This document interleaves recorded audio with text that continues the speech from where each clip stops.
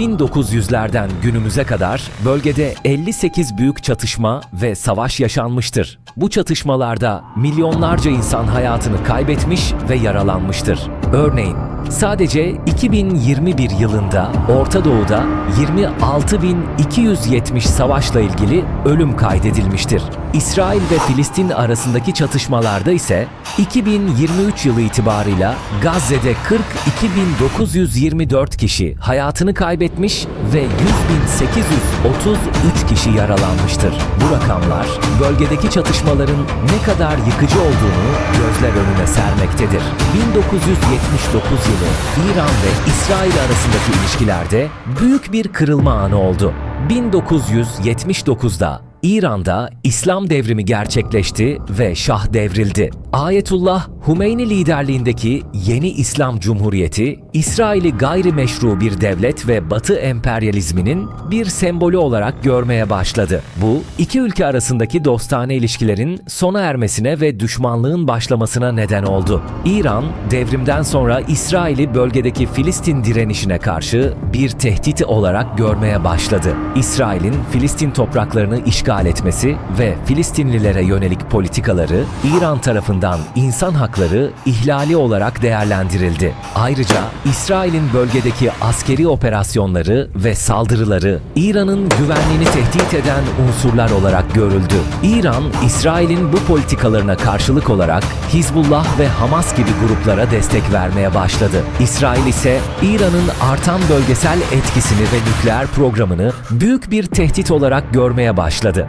İsrail, İran'ın nükleer silah geliştirme çabalarını kendi varlığına yönelik en büyük tehditlerden biri olarak değerlendirdi. Ayrıca İran'ın Hizbullah ve Hamas gibi gruplara verdiği destek, İsrail'in güvenliğini tehdit eden unsurlar arasında yer aldı. İsrail, bu tehditlere karşı savunma stratejilerini güçlendirmeye başladı. 1979'dan bu yana İran ve İsrail, doğrudan tam ölçekli bir savaşa girmemiş olsalar da birçok vekalet savaşı, gizli operasyon ve hedefli suikastlar yaşanmıştır. Bu çatışmalarda binlerce insan hayatını kaybetmiş ve yaralanmıştır.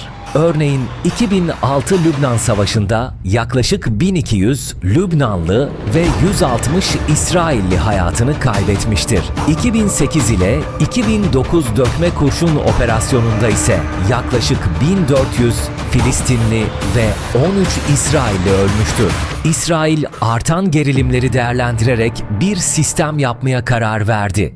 Demir Kubbe, İsrail'in kısa menzilli roket ve havan mermilerini engellemek için geliştirdiği bir hava savunma sistemidir. Bu sistem 2011 yılında kullanılmaya başlanmış ve o zamandan beri birçok saldırıya karşı etkili bir koruma sağlamıştır. Demir Kubbe'nin temel amacı sivilleri korumak ve roket saldırılarının yol açtığı zararları en aza indirmektir.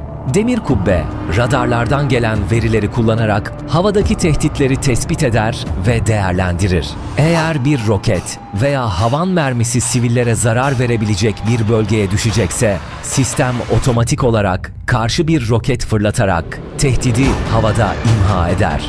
Bu süreç sadece birkaç saniye içinde gerçekleşir ve büyük bir hassasiyetle çalışır. Örneğin 2021 Mayıs ayında yaşanan çatışmalarda sadece 11 gün içinde 4300'den fazla roket Gazze'den İsrail'e fırlatılmıştı. Ve Demir Kubbe bu roketlerin yaklaşık %90'ını etkisiz hale getirmişti. Demir Kubbe 3 bileşenden oluşur. 1.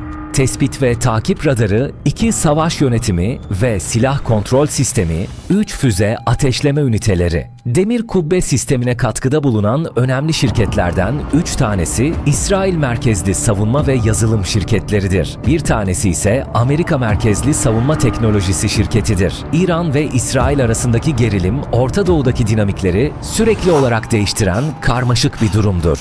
Demir Kubbe ise bu gerilimde İsrail'in savunma stratejisinin önemli bir parçasıdır. Bu videoda İsrail ve İran arasındaki gerilimin neden ve ne zaman başladığını, Demir Kubbe gibi önemli bir savunma sisteminin nasıl çalıştığını ve etkilerini öğrendik.